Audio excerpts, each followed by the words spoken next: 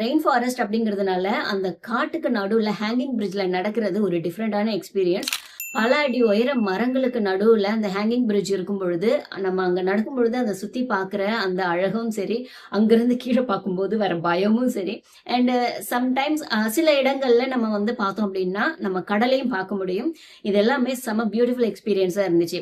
இந்த மிஸ்டிகோ பார்க் வந்து ஹேங்கிங் பிரிட்ஜுக்குன்னே ஃபேமஸான ஒரு பார்க்காம் இந்த கோஸ்டரிக்கால. இந்த பார்க்ல பார்த்தோம்னா கிட்டத்தட்ட டோட்டலா 16 பாலம் இருக்கு.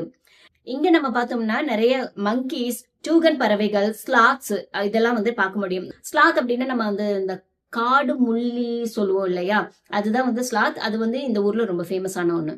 இந்த மிஸ்டிகோ பார்க்ல செம்ம அழகான டிஃப்ரெண்டான பேர்ட்ஸ் நம்ம வந்து பார்க்கலாம். நிறைய வாட்டர் ஃபால்ஸ் இருக்கு. சின்னதுல இருந்து பெருசு வரைக்கும் நிறைய வாட்டர் ஃபால்ஸ் இருக்கு.